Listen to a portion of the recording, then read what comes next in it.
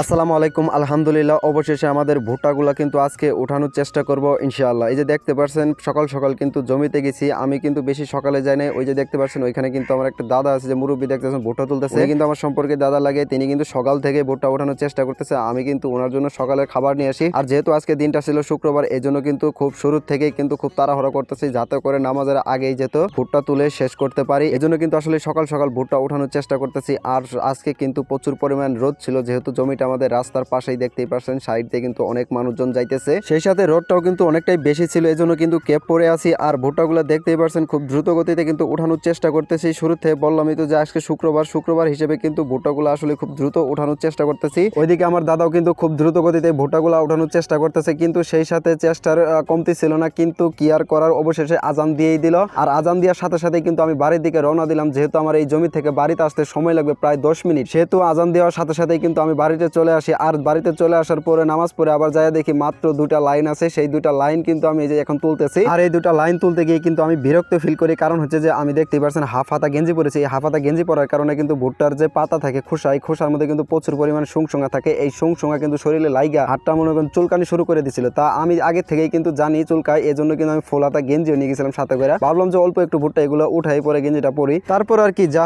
হবারে গেল, হাতটা একটু চুলকানি শুরু করে দিল। একটু চুলকায় নিয়ে তারপর আবার সেই ফুল হাতা গেঞ্জিটা পরে এই যে দেখতে পাচ্ছেন এখন কিন্তু ভুট্টাগুলো জমাই করতেছে। এখন কিন্তু বস্তা ভরতেছি। আর যেহেতু এই জমিটা আমাদের রাস্তার পাশে, এই জন্য কিন্তু বস্তাগুলো আগেই ভরে নিচ্ছি। ভরে নেওয়ার ফলে কিন্তু আমরা রাস্তায় উঠায় রাখবো, এখান থেকে কিন্তু গাড়ি দিয়ে আমরা বাড়িতে নিয়ে আসবো। তার আগে আরেকটি কথা বলে নিই, এই যে দেখতে পাচ্ছেন ভুট্টাগুলো উঠাইতেছে, এই কাঁচা ভুট্টাগুলো কিন্তু এখন দাম প্রায় 900 টাকার মতো। আর শুকায় যদি সেটা বিক্রি করতে যায় প্রায় 1100 মতো টাকা করে নিবে। কিন্তু ওই সময় এটা ছিল, বাট এখন যখন আমরা ভুট্টাগুলো উঠায় ভাঙানোর পরে, এখন যখন আমরা এটা শুকায় রাখছি, এখন কিন্তু 1030 টাকা করে দাম করতেছিল। কিন্তু বেশ কিছুদিন আগেও ছিল 1050 টাকা, তার আগে ছিল 1100 টাকা। কিন্তু হঠাৎ করে এখন যে ভুট্টার যে সিজন, সেই সিজন কিন্তু ভুট্টা কিন্তু বেশি করে নামতেছে। আর এই নামার কারণে কিন্তু ভুট্টার দামটা কমে আসতেছে। আর যখনই এইসব কৃষকদের কৃষি পণ্য বিক্রি করার সময় আসে, তখনই কিন্তু এগুলার দাম কমে যায়। এর কারণ হচ্ছে যে বড় বড় ব্যবসায়ী সিন্ডিকেটের কারণে কিন্তু এই মূলত এগুলার দাম কমে যায়। এই যে ভুট্টাগুলো দেখতে পাচ্ছেন, এই ভুট্টাগুলো যখন আমরা কিনে আনছি, 1 কেজি ভুট্টা কিনে আনছি 600 থেকে 700 টাকা কেজি। আর এগুলো যদি এখন বিক্রি করতে যায়, এগুলো কিন্তু মন হবে 900 টাকা মন। এগুলো যদি আবার শুকায় বিক্রি করতে যায়, এগুলো আবার মনেতে 150 অথবা 200 টাকা বাড়তে পারে। এই যে দেখতে পাচ্ছেন এই যে কাঁচা ভুট্টা, এই কাঁচা ভুট্টাই কিন্তু 900 টাকা। আর এগুলো যদি শুকায় বিক্রি করি, তখন